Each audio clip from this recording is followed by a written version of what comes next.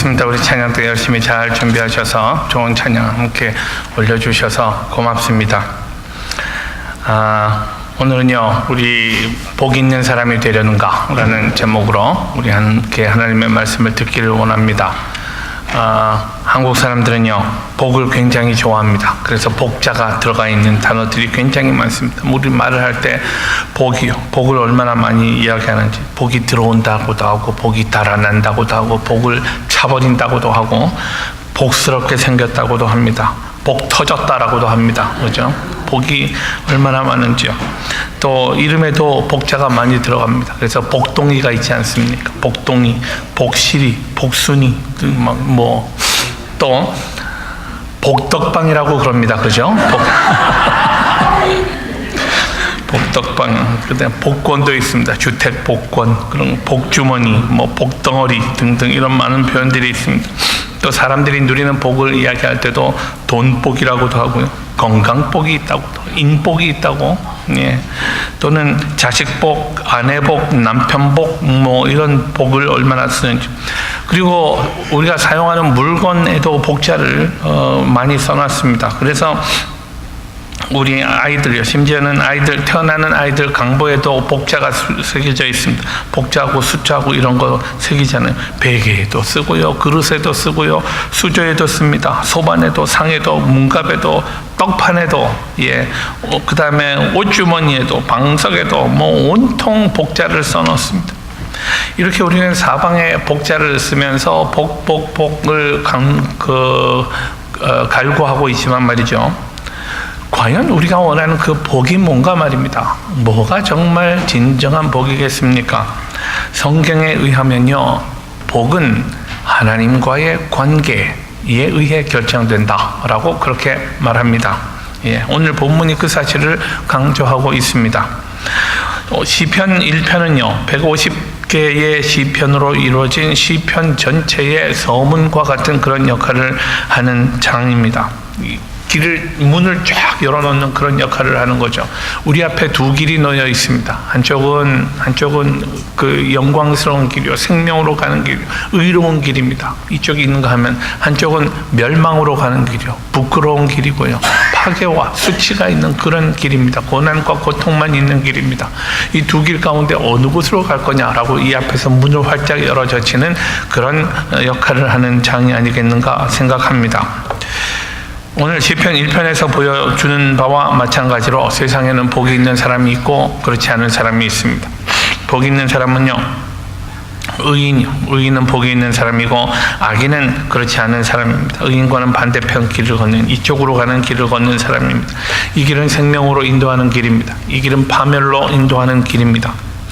이 길은 하나님이 인정하시는 길입니다. 이 길은 하나님이 도무지 바라보지도 않으시는 길입니다.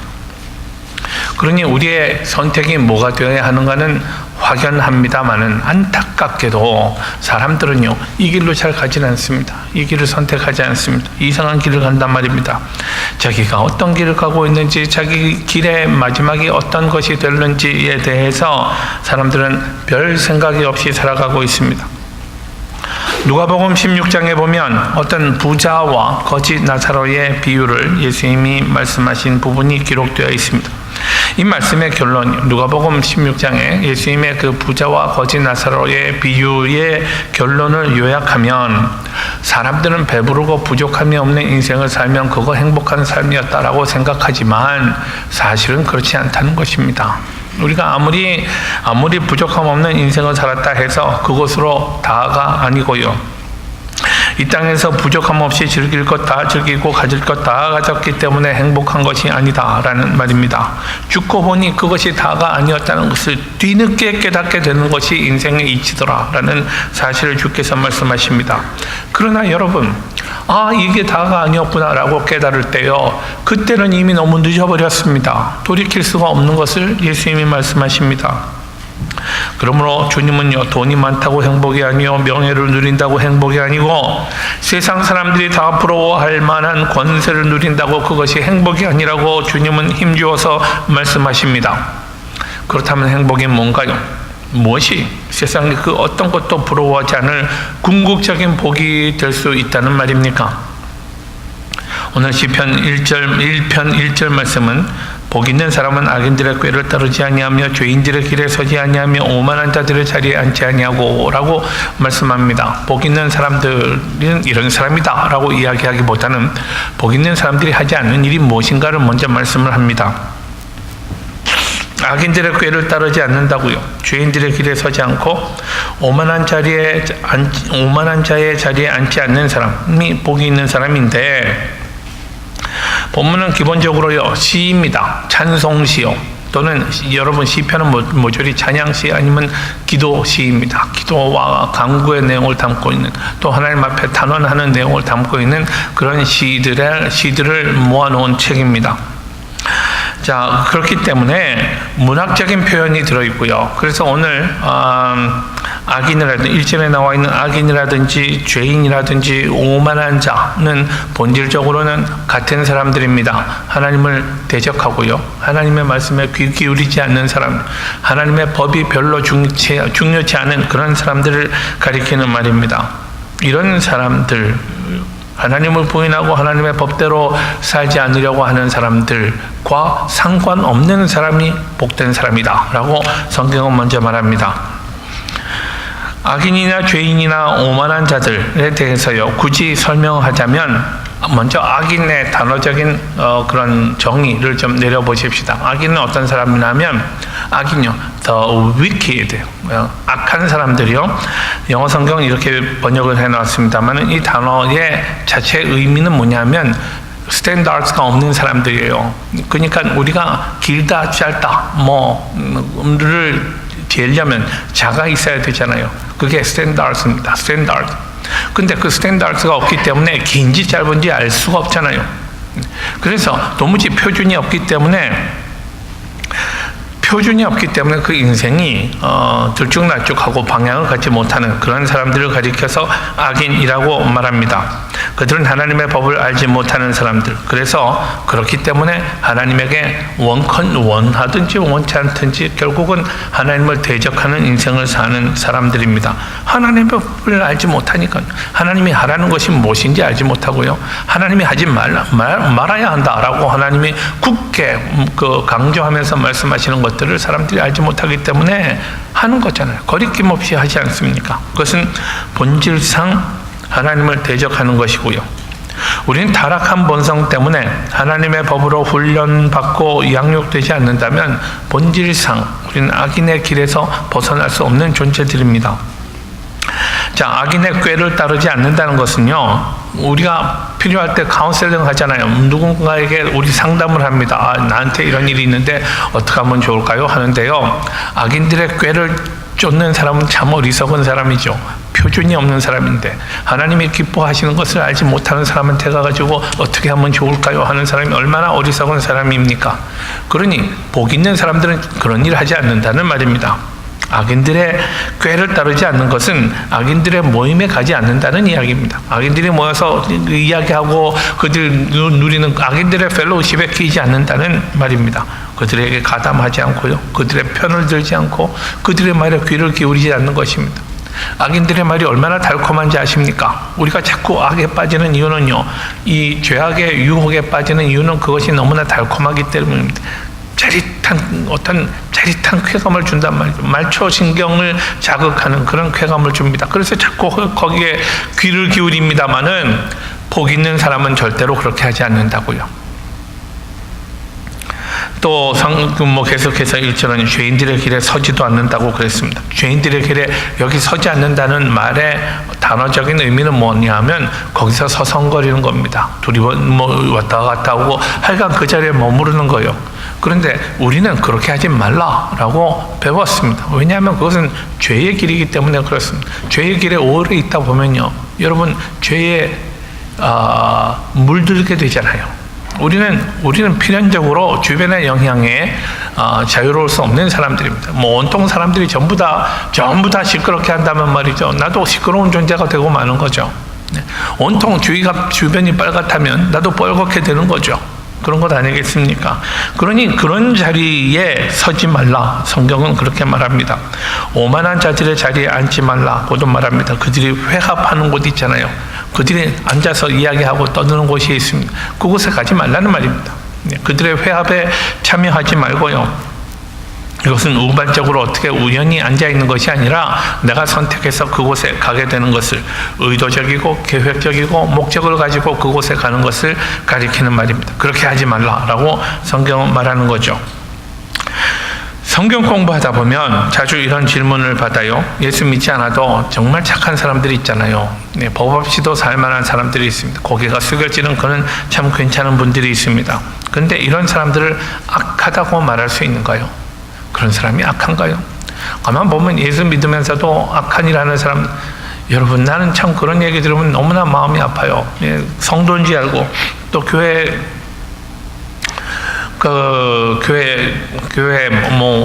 하여간 교회에서 만나게 돼가지고 아는데 사기당했고 뭐 그랬다는 얘기들이 너무 많잖아요. 얼마나 이게 마음 아픈 일인지요. 이런 사람들보다 혼자서 정직하게 살려고 애를 쓰고 남에게 해악을 끼치지 않고 사는 그런 사람들 악하다고 말할 수 있는가요? 그러나 말씀드렸다시피요, 악인은 하나님을 알지 못하는 사람들이라고 말씀드렸습니다. 하나님을 알지 못하기 때문에 그들은 표준이 없는 사람들입니다. 하나님이 없는 사람이기 때문에 아무리 선한 것처럼 보여도 그의 삶에 하나님이 없습니다. 그렇기 때문에 악인일 수밖에 없는 것이 현실이다 말입니다. 우리 이 사실에 대해서 여러분, 인간적으로 뭔가 괜찮아 보이고 사람이 좋아 보이는 것과 하나님의 법을 알지 못하는 것, 그래서 하나님의 말씀대로 살 수 없다는 것은요, 천양지차입니다. 그죠? 우리 아무리 선하려고 애를 써도 하나님의 법을 알지 못한다면, 하나님의 말씀대로 살지 못한다면 그는 악한 사람이요, 하나님 앞에 악인일 수밖에 없다는 사실을 성경은 분명히 선언합니다. 하나님이 없는 생각이요, 무신론적인 사고방식을 살다 보면 그는 마침내 목표가 없는 삶을 갖게 되고요, 목표 없이 되는 대로 적당히 살다 보면 그는 결국 자기의 의지와는 상관없이 하나님께 반역하는 삶을 살게 되는 것입니다. 그가 그렇게 하려고 애를 쓰지 않아도, 의식하지 않아도 그럴 수밖에 없다라는 말입니다. 그렇게 된다는 말입니다.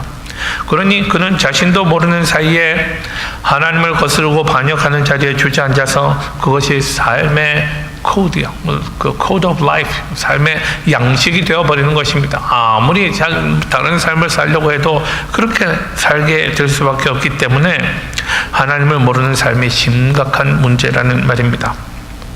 다시 죄인에 대해서 조금 더 얘기를 해보십시다. 죄인, the sinners. 죄인들은 어떤 사람인가요? 이 사람들은요, 목표를 맞추지 못하는 사람들입니다. 목표를 맞추지 못. 성경적인 죄의 가장 일반적인 정의는요, 관역이 있잖아요. 우리가 화살을 쏠 때 관역을 향해서 쏘잖아요. 관역을 맞추지 못하는 것을 죄라고 이야기합니다. 해야 할 것을 하지 못하는 거예요. 그러니 그는 이미 죄인이요, 죄인은 하나님 앞에 죄인은 목표를 빗나간 사람 혹은 목표를 잃어버리는 사람을 가리키는 말일 것입니다. 하나님 없이 인생을 살다 보면 목표가 있을 수 없습니다. 하나님이 없는 사람에게 무슨 뚜렷한 인생의 목표를 가지고 살 것을 기대하기는 어렵습니다. 물론 그에게 나름의 목표는 있을 수 있겠지만 그것은 순간적이고 이 땅 위에 머무는 그런 제한적인 목표에 불과합니다. 그에게서 영원한 목표를 기대할 수 없습니다. 하나님을 모르는 사람에게 무슨 영원한 삶의 목적이 있겠습니까? sinners요. 그 다음에 오만한 자가 있습니다. 마지막 1절 마지막 부분 보면 오만한 자라는 scoffers, 하나님을 비웃는 사람들입니다. 하나님의 진리의 말씀을 하면서 비웃는 사람들이 있잖아요. 아무것도 모르고요, 하나님의 진리에 대해서 비웃고 말이나 행동으로 하나님을 거스르는 자를 가리키는 말입니다. 이런 사람이 어떻게 하나님에게 순종할 수 있겠습니까?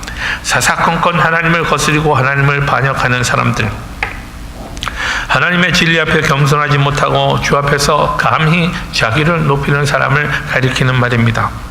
그러니까 이렇게 우리가 악인과 죄인과 오만한 자들의 사전적인 의미를 살펴보았습니다만은 이 부류의 사람들이 갖는 공통점은 그들에게 하나님이 없기 때문에 생겨나는 현상들이다라는 사실을 우리가 알아야 합니다.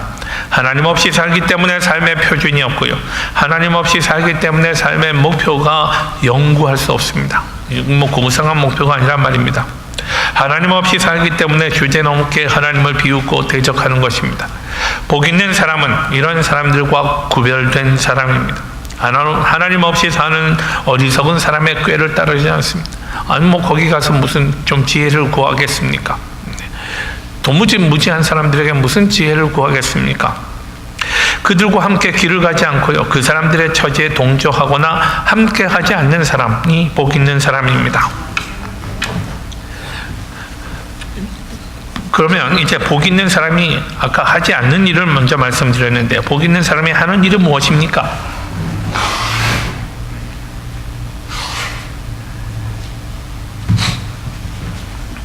복 있는 사람은 오직 여호와의 율법을 즐거워하여 그의 율법을 주야로 묵상하는도다 했습니다. 그는 먼저 하나님의 율법을 좋아한다고 말합니다. 여호와의 율법이란 좁은 의미에서는 십계명을 이야기하죠. 십계명이나 혹은 우리 전통적인 의식들, 규례를 가리키는 말로 우리 이해합니다만은 좀 더 포괄적인 의미에서 볼 때 그것은 곧 하나님의 모든 말씀이요, 하나님의 말씀을 의미합니다. 더욱이 여호와의 율법이라고 강조한 이유가 뭐겠습니까? 여호와의 율법은요, 이것은 영원토록 자존하시는 하나님은 태초 이전부터 또 영원토록 홀로 계시는 하나님, 이 세상에 어떤 것도 하나님의 존재의 이유가 되지 못하는 그런 하나님, 그러니 영원 무궁하시고 또 영원토록 불변하시는 하나님의 진리의 말씀이라는 사실을 강조합니다. 여호와의 율법은요. 그러니 영원토록 변함이 없는 하나님의 말씀, 시간을 초월하고 또 영원토록 생명과 삶의 원리가 되는 하나님의 말씀을 즐거워하고 주야로 묵상하는 사람이 얼마나 복이 있는 사람입니까?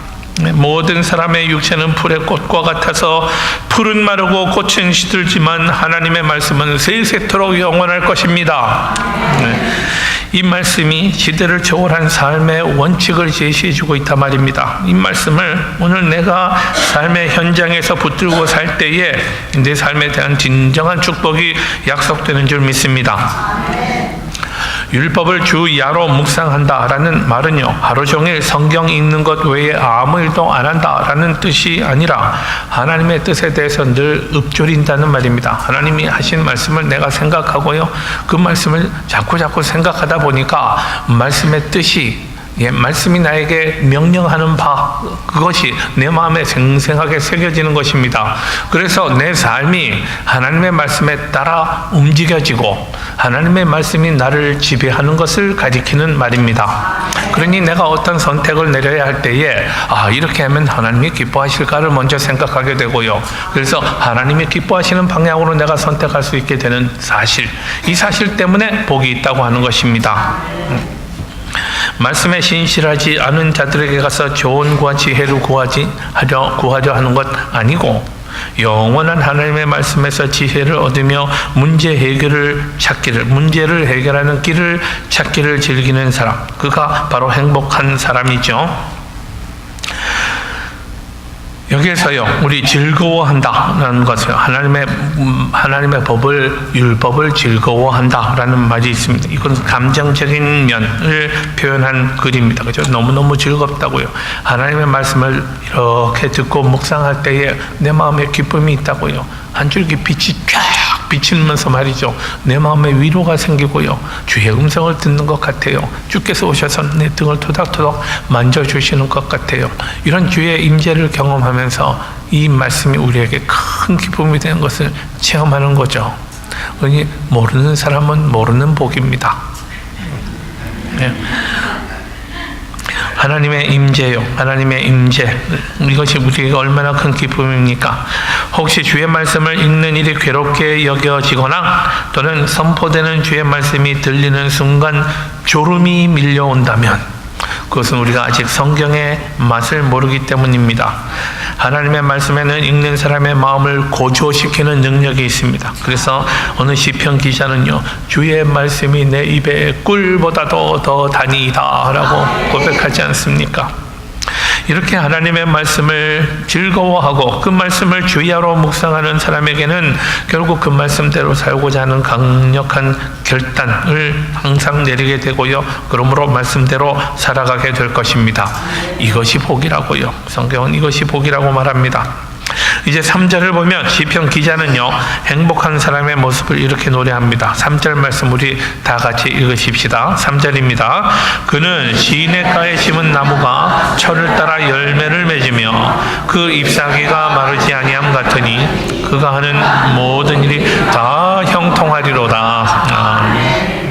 복 있는 사람은 시냇가에 심겨진 나무와 같다고 합니다. 이 나무의 모습을 바라보십시오. 한번 쫙 생각해 보십시오. 바로 옆에 이 고갈되지 않는 수원이 있습니다. 그러니 그 땅이 얼마나 기름지겠습니까? 비옥하겠습니까? 그 비옥한 땅에 말이죠. 한 그루 큰 나무가 항상 잎이 푸르고요. 사철 잎이 푸르면서 이 계절을 따라서 열매를 맺는 모습을 생각해 보십시오. 이 모습을 악인과 성경은 또 비교하고 있습니다. 의인의 모습은 이런데 악인의 모습은 어떻습니까? 4절 보면요, 악인의 삶은 이렇게 표현되고 있습니다. 그러나 악인들은 그렇지 않으며 오직 바람에 나는 겨와 같도다 라고요. 의인의 삶은 시냇가에 심겨진 나무와 같은데 한쪽은 정처 없이 바람만 불면 흩날리는 겨와 같다고 말합니다. 이 양자의 그림을 한번 대조해 보십시오. 시냇가에 심겨진 나무와 바람에 날리고 있는 겨를 생각해 보십시오. 하나는 영구한 가치를 가진 것입니다. 다른 하나는 순간적으로 잠깐 있다가 어디로 불려가고 말았는지, 어디로 사라져버리고 말았는지 알 수 없는 그런 존재입니다. 또 이 두 가지는요, 가치 있는 존재와 무가치한 존재를 대조하고 있기도 합니다. 시냇가에 심겨진 나무는 항상 푸르고 많은 열매를 맺습니다. 반면에 겨가 무슨 열매를 맺습니까? 겨가 무슨 쓰임새가 있는가요? 만약에 겨가 필요한 곳이 있다면 그것은 불태워버리는 땔감 정도에 그칠 것입니다. 이렇게 겨는 무가치합니다. 무가치한 인생. 그래서 5절, 6절은요, 이 두 가지 인생의 마지막 모습을 말합니다. 그러므로 악인들은 심판을 견디지 못하며 죄인들이 의인의 모임에 들지 못하리로다. 무릇 의인들의 길은 여호와께서 인정하시나 악인들의 길은 망하리로다. 여러분, 하나님이 인정하시는 인생, 하나님의 말씀을 따라 주께서 인정하시는 삶을 살고 싶지 않으십니까? 그렇게 사셔야 하지 않겠습니까? 망해버릴 인생을 살아서는 정말 곤란합니다. 그러지 말아야죠. 그러면 주께서 인정하시는 복된 인생을 살 수 있는 방법이 무엇이겠습니까? 오늘 본문 말씀을 통해서 할 수 있는 가장 확실한 대답은요, 먼저는 하나님의 말씀을 가까이 하셔야 한다는 것입니다. 하나님의 말씀을 가까이 하시라고요. 주의 말씀을 즐겁게 생각할 수 있기를 원합니다. 그리고 정말 하나님의 말씀이 좋다는 것을 마음으로 느끼실 수 있어야 합니다. 이 일을 하기 위해서는요, 하루에 일정한 시간을 정해서 하나님의 말씀을 읽으시는 것이 큰 도움이 됩니다. 또 읽을 때는요, 그냥 읽고 넘길 것이 아니라 말씀대로 살겠다는 결심을 날마다 하셔야 합니다. 하나님의 말씀을 가까이 할 때에 말씀에 대한 설렘과 감격이 있고, 또 그 말씀을 내 삶에 적용하고 또 적용할 수 있기 때문에 내 인생이 복되게 변화되어 가는 것이죠. 만약에 우리 삶에 하나님의 말씀이 없다면 허무한 삶, 목적 없는 삶이, 그리고 순간적이고 이 땅에 머물다가 잠시 머물다가 사라져버릴 허망한 인생이 되고 말 것입니다. 두 번째는요, 말씀을 먼저 가까이 하시라고 했습니다. 두 번째는요, 내가 의인과 교제하는 것이 얼마나 중요한가에 대해서 늘 생각하시길 바랍니다. 의인들의 길은 하나님이 인정하시는 길이요. 악인은 의인의 죄인은 의인의 길에 들지 못한다고, 의인의 모임에 끼지 못할 것을 성경은 말합니다. 의인과 교제하는가 아니면 악인과 가까이 하는가 말이죠. 이것이 너무너무 중요합니다. 왜냐하면 우리는 교제하는 사람들로부터 받는 영향을 피할 수 없기 때문입니다. 목표가 없는 사람들이요. 그리고 하나님을 거스르는 사람들, 하나님을 두려워하지 않는 그런 사람들, 아주 부정적인 인생을 사는 사람들이요. 걸핏하면 남에게 고통을 주고 해악을 끼치고 거짓을 일삼으면서 마음의 양심의 가책조차 느끼지 않는 그런 사람들과 더불어 함께 살다 보면은 여러분, 나도 모르는 사이에 내 양심에 털이 생긴단 말이죠. 양심이 두터워지고 맙니다. 나쁜 영향을 받게 된단 말이죠. 입술을 열기만 하면 늘 사람들 비판하고 짜증내는 그런 부정적인 인생을 사는 사람들과 어울려 다녀보십시오. 그러면 여러분의 인생도 그렇게 변하고 말 것입니다. 나는 어떤 사람과 어울려서 내 인생을 살고 있는가? 이것이요, 내 5년 후에, 10년 후에 내가 어떤 종류의 인생을 살게 되는가를 결정할 것이고요, 내 영원한 운명을 결정할 수 있는 굉장히 중요한 요인이 될 수 있다는 사실을 꼭 기억하십시오. 생산적인 삶을 사는 사람들이요, 입술을 열면 하나님을 찬양하고 인생을 긍정적으로 생각하고 하나님이 내신 사람들을 귀히 여기고 인생을 존중할 줄 알고 생에 대한 희망과 꿈과 비전을 말하는 사람들, 이런 사람들과 함께 어울린다면 우리의 가슴이 넓어질 것입니다. 우리 인생에 꿈이 생길 것입니다. 하나님 나라를 생각하는 그런 마음이 내 안에 싹 터오르고요, 그것이 점점 자라서요, 이 울창한 나무가 되어버리는 그런 인생이 될 것입니다. 그러므로 여러분, 하나님을 깨끗한 마음으로 부르는 의인들과 더불어 교제하시길 바랍니다. 시편 119편 63절 말씀, 나는 주를 경외하는 모든 자들과 주의 법도들을 지키는 자들의 친구라 는 고백이요.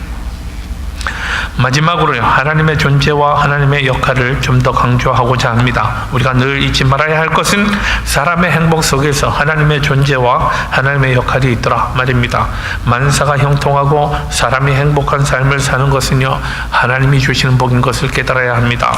우리 3절 말씀이 너무너무 예쁜 그림입니다마는 시냇가에 심은 나무가 저를 따라 열매를 맺으며 그 잎사귀가 마르지 아니함 같으니 그가 하는 모든 일이 다 형통하리로다. 나무가 스스로 잎사귀를 푸르게 하고 열매를 맺는 것이 아니라 말입니다. 창조주 하나님이 그렇게 해주시는 것이잖아요. 창조주 하나님이 공급하시니까 그렇게 되는 것이란 말입니다. 마찬가지로 우리가 아무리 성경 읽기를 좋아하고 말씀대로 살기를 힘쓴다 해도 그 일로 우리에게 행복을 주시는 이는 하나님이시라는 사실을 기억하셔야 합니다.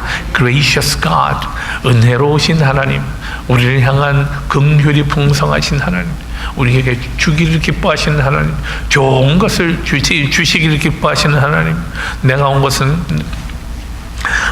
것은 너희가 양으로 생명을 얻고 더 풍성히 얻게 하려 함이라 하시는 우리 주님을 기억하십시다. 우리가 좋은 것을 누리기를 원하시는 그 하나님을 항상 기억하시고 그의 말씀을 읽고 주를 사랑하는 그런 백성들 삶 되시기를 축원합니다.